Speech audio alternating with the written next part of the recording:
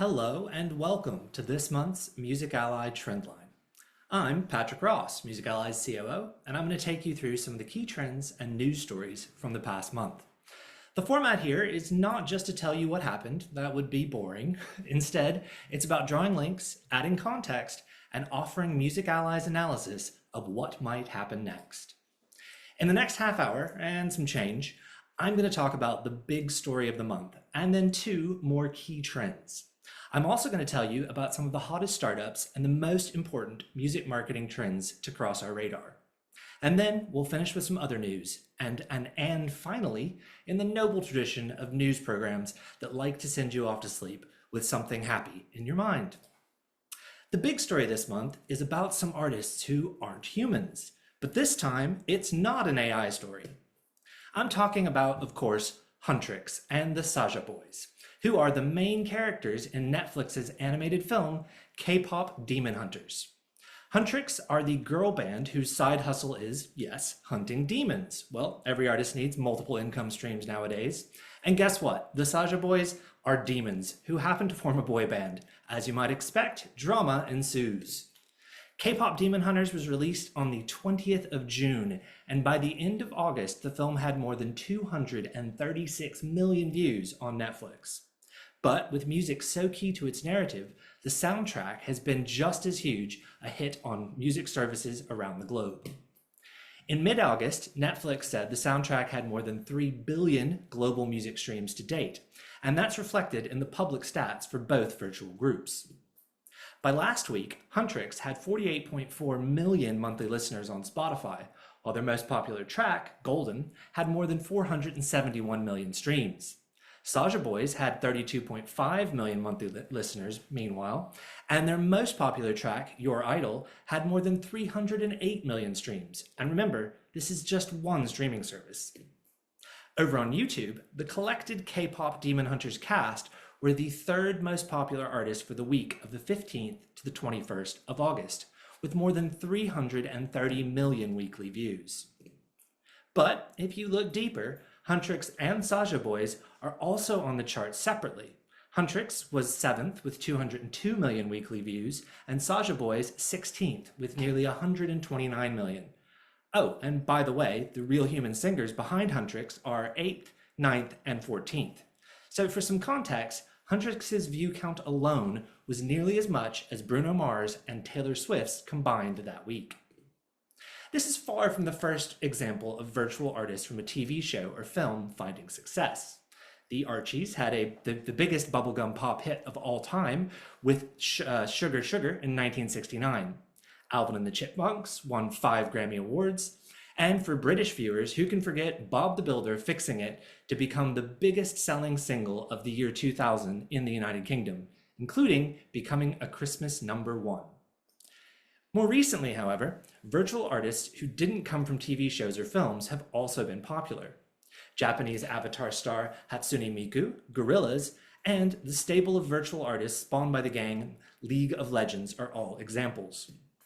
What's important with K-pop Demon Hunters is the transparency. The singers and voice artists, the songwriters and producers behind the musics of Huntrix and Saja Boys are properly credited. Everybody knows what this is and who was part of its creation. In fact, when someone on X suggested that K-pop Demon Hunters was an example of AI taking over the music industry, one of those singers, Rayami, had a punchy response. We'll let her words speak for themselves. So, what's next for this most definitely not AI project? Well, I'm glad you asked. In late July, Hollywood news site The Wrap spilled some beans on just that. A stage musical, a live-action remake, a spin-off series, and a pair of full film sequels, and maybe a short film to bridge the gap while those are being made. Plus, merch, of course. Netflix sells some on its own store, but it's been signing a range of deals to do more. Golden is an early favorite for the Best Original Song at next year's Oscar Movie Awards. Talking of movies, last month saw the first sing-along cinema screenings of K-pop Demon Hunters. They did $18 million of takings in the United States alone, topping the box office charts that week. Could live concerts be next? Well, there are plenty of examples to learn from. I mean, you could go see Alvin and the Chipmunks live in the 1980s, the 1990s, and now again. Gorillaz went through a phase of foregrounding the animated characters with the musicians playing in the background, although that did change later. And Hatsune Miku fills arenas with ease. She played Wembley Arena last year, for example, with musicians on stage playing live alongside the avatar. That's also the approach taken by ABBA for its ABBA Voyage shows in London. The big budget avatars are complemented by a live human band stage left. And Riot Games, the maker of League of Legends, has done some innovative stuff with augmented reality technology for live performances of its virtual acts. Now, right now, K-pop Demon Hunters is a digital phenomenon. It's watched online, listened to online, and the fandom is extremely very online, all of which has huge potential for growth if Netflix doesn't overplay its hand. 3 billion music streams so far can't be sniffed at, but it will be interesting to see how taking these characters into the live arena can cement their success and take it to another level.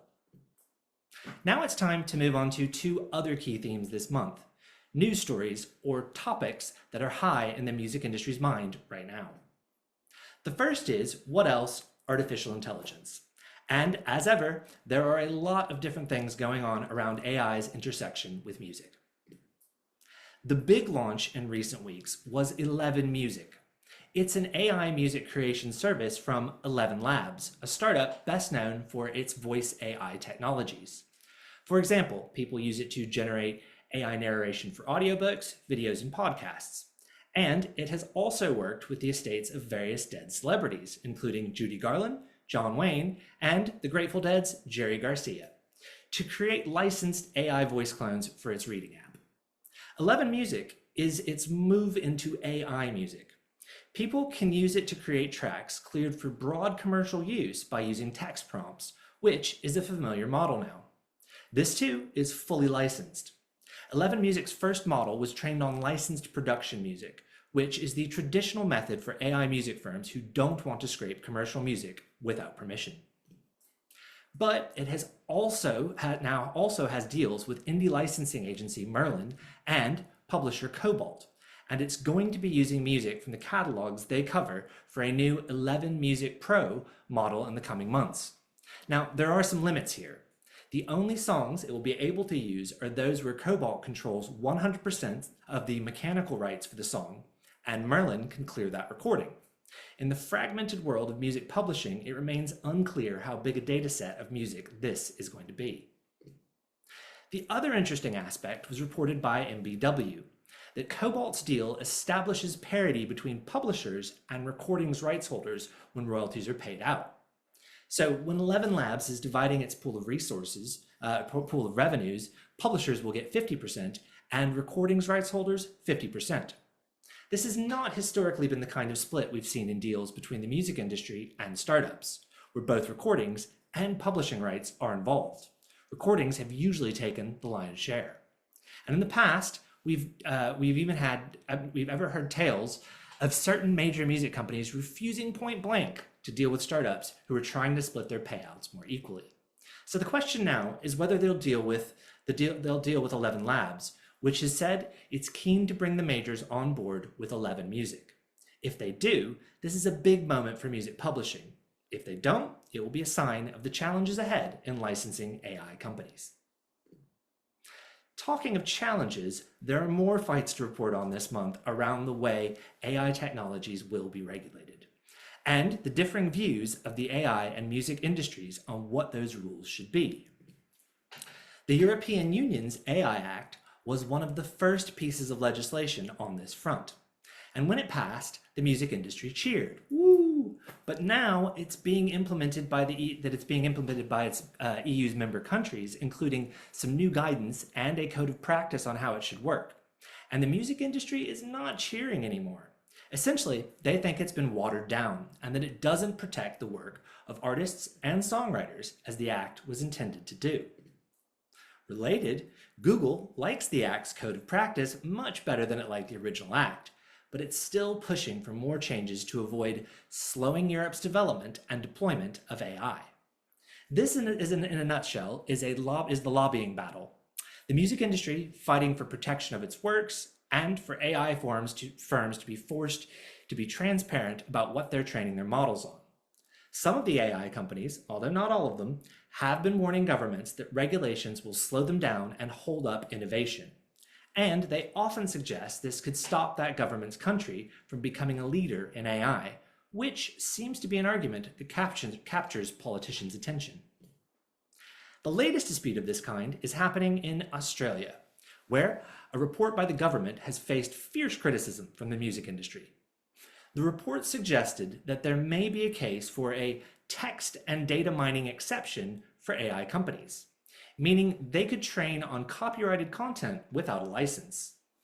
Even though this is only a suggestion, the music industry sees it as far more sinister, a sign that the government is planning to do this, whatever rights holders say. The exact same dynamic has been playing out in the UK this year. Here's some good news. Well, it's good news if you aren't a fan of the AI band The Velvet Sundown, when they broke into the news cycle a couple of months ago and is seen on last month's Trendline. It turns out quite a few of their initial listeners also haven't turned into lasting fans of the project. Here's a graph from our friends at Chartmetric showing their Spotify monthly listeners.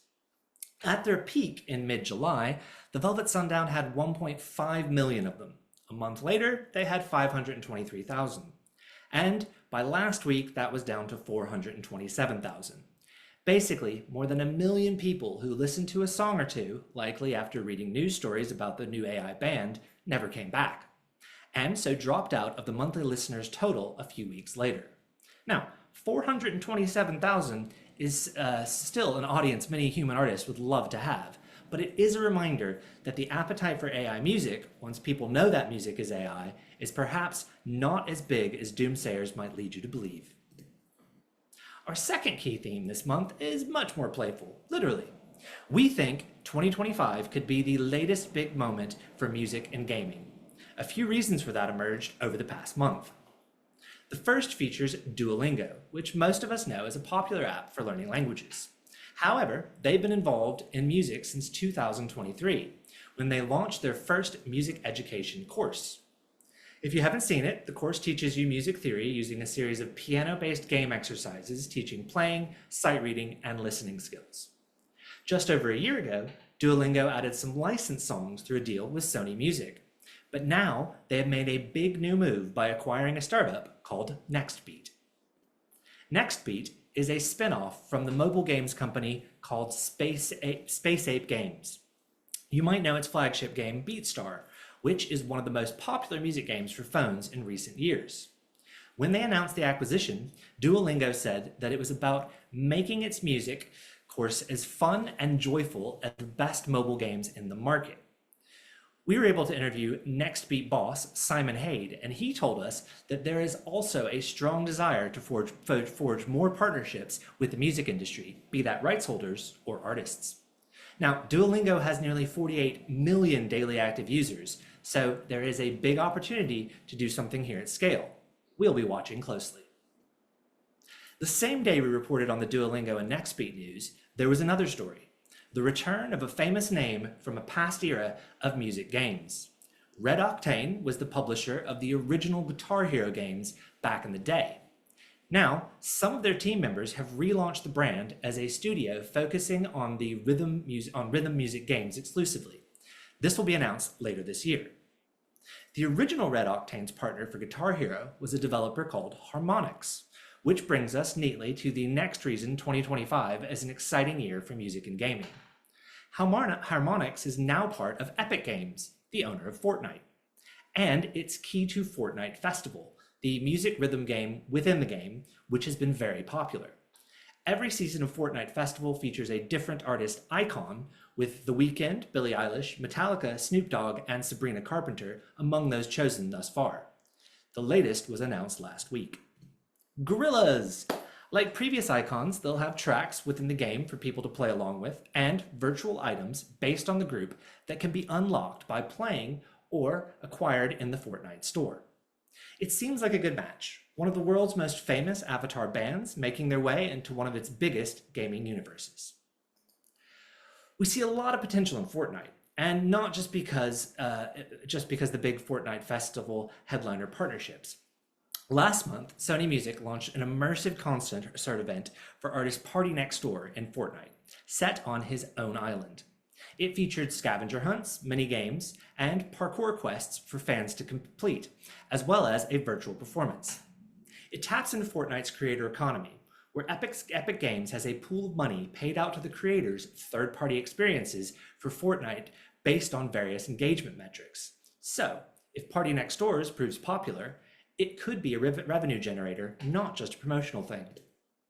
Epic paid out $352 million to creators in 2024 alone, including 7 creators who made more than $10 million each just that year. When a music company and/or artist launches their own Fortnite experience, this is the pot of gold they're hoping for a scoop of. And one more slide looking ahead. Mark your calendars for the 26th of May, 2026. What's happening on that day? No, not Taylor Swift's wedding, as far as we know. Grand Theft Auto 6 is being released, if it's not delayed again, that is. It's expected to be the biggest launch in the history of gaming. One investment firm recently predicted it could do $7.6 billion of revenue in its first 2 months alone. And multiple reports suggest that a creator economy, people building experiences within GTA 6 and making money from them, is going to be a key part of those plans. Now, creator Rockstar Games has been hiring for creator platform roles and reportedly has been talking to some of the most popular creators in Roblox and Fortnite ecosystems about its plans. One report claimed it will allow creators to modify the game's environment and assets to bring their own intellectual property and potentially brand sponsors into GTA's virtual sandbox. That's going to be a big opportunity for the music industry, alongside Fortnite and Roblox, a holy trinity, if you will, of digital sandboxes for artists and their fans to play in. That's our key themes. Now it's time to talk startups, one of our big focus points at Music Ally since our earliest days. We have 3 new early stage firms to tell you about in Trendline, starting with Tiny Vinyl. And yes, you can probably guess what this company does. It makes tiny vinyl records. These are 4-inch records that play on standard turntables, with the pitch being partly about their collectability, and also about the fact that they're less damaging in terms of the environmental impact. There are some drawbacks. You can only fit one song of up to 4 minutes on each side, for example. However, the first batch are already on sale in the US retailer Target. They cost $14.99 each, and include releases from artists on all 3 major labels, so there is industry support for tiny vinyl already. Our second startup this month is Mozart AI, which launched publicly this summer. It's an AI-powered DAW, digital audio workstation, that turns natural language prompts from musicians and producers into musical clips to use in their projects. It's an AI tool that creates samples, not full songs, and Mozart AI has promised to never train its models on copyrighted music without permission, making ethics a big part of its pitch. Third up is Stormy, which is putting AI to a different use, planning and running influencer marketing campaigns. Here too, it begins with a natural language prompt. Find music TikTokers with more than 50,000 followers, for example, or find music newsletters on Substack. Stormy will search for relevant influencers, but it also says it has an AI agent to reach out to them and negotiate deals, plus tools to track the ensuing campaigns. It's very early days for this startup, and it's not focused purely on music, so we'll be keen to see how well it performs for campaigns in our industry specifically. That startup's done. Now it's time for some of the marketing trends and stories that we're currently tracking. We'll start with what's promising to quite possibly be the biggest album campaign of 2025, Taylor Swift's The Life of a Showgirl. Her 12th studio album was announced at 12:12 a.m. Eastern Time on the 12th of August after a countdown on her website that provided the first of what's sure to be many headline moments of this campaign. Those have since included The artwork reveal, a series of 48-hour flash sales of different vinyl editions for the album ahead of its release in the autumn. The campaign is already having an impact on Taylor's back catalog, with streams jumping 57% in the US in the days after she unveiled the album on her partner Travis Kelce's podcast. The little asterisk there, by the way, on that stat is because there was also a big sync, her song False God being featured in a popular Prime Video show, The Summer I Turned Pretty, which was also fueling the rise. Anyway, we're very much enjoying the momentum building behind a fan theory that Swift will be playing next year's Super Bowl halftime show. To quickly catch you up on that, during her podcast appearance, Swift talked about her love of Easter eggs, cryptic clues for fans about her future plans. She also said she loves numerology. She mentioned the number 47 a couple of times. She rhapsodized about baking sourdough and said she spends 60% of her time talking about bread. Cue our detective work. Next year is Super Bowl 60. It's in the stadium that hosted the 47th date of her Eras tour, and the mascot of the football team that plays there is Sourdough Sam. Next up, a partnership between TikTok and Tomorrowland, the electronic music festival. They teamed up to live stream some of the big sets from this year's event, and despite an unexpected challenge, the main stage burning down days before it started, this was a roaring success. Okay, well, maybe we should use a different word than roaring, given the context. How about, it was a huge success, reaching more than 74 million people across its 2-weekend run. That's up from 16 million the last time it was live streamed on TikTok in 2023. More than 2.4 billion TikTok posts were tagged #Tomorrowland during the event, and the official festival profile on TikTok added 1.9 million new followers, taking it to more than 9.2 million. It's the biggest electronic music brand on TikTok, and that's a powerful platform for future events. Third up, some new features for Instagram that we think could be impactful for artists on the platform. First is a reposts feature, enabling people to share public reels and feed posts so that they appear in the feeds of their friends and followers. Now, Instagram users have been finding their own ways to reshare posts for years, of course, but now it's official, which also means it'll play nicely with Instagram's recommendation algorithms. This should be good news for artists because it means fans will be able to reshare their reels and posts, increasing their reach organically. But this can work the other way too.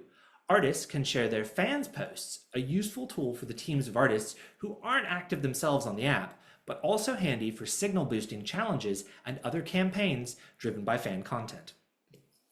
There's a lot happening at Instagram at the moment. New features every week, it seems, and a lot of those have relevance to how musicians use the platform.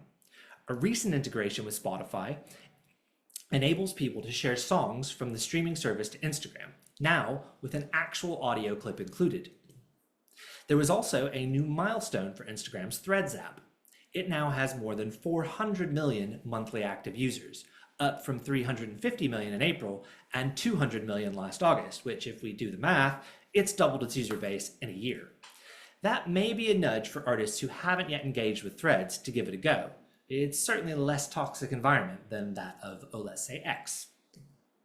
Our final marketing story is an artist activation, a metaverse marriage made in heaven, or at least so it seemed. Lady Gaga joined Roblox game Dress to Impress as a judge last month. This is one of the most popular games on the platform, with 7.9 billion visits since its launch just under 2 years ago. Players create outfits for their avatars, then are judged by their peers, or by pop stars in this instance.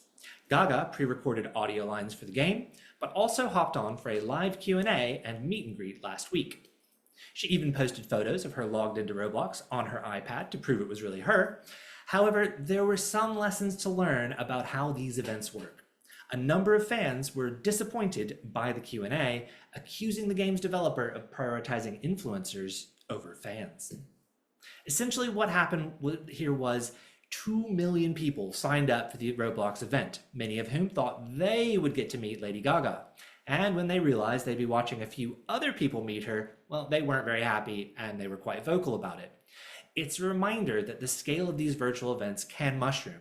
And for artists and their teams, it's not just about managing that process, but also of managing the expectations of the fans.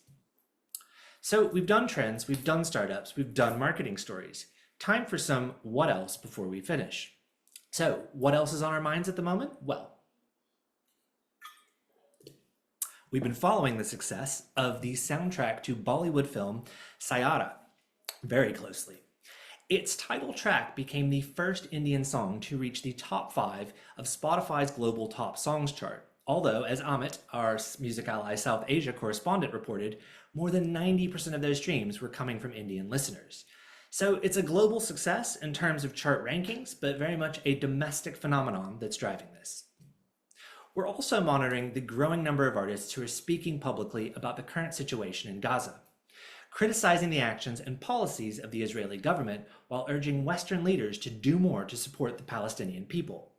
Stories we've covered in the last month include lengthy statements published by the members of U2 and Paul Weller taking legal action against his former accountants, accusing them of dropping him as a client because of his views on Gaza. We also covered the fallout from UK music festival Victorious after the Irish band, the Merry Wallopers, had their set cut short for displaying a Palestinian flag and leading the crowd in a Free Palestine chant. We're not going to tell you what to think about Gaza or Israel. That's not our place, but we are going to continue to cover what artists and music companies are saying and doing as thoughtfully as we can.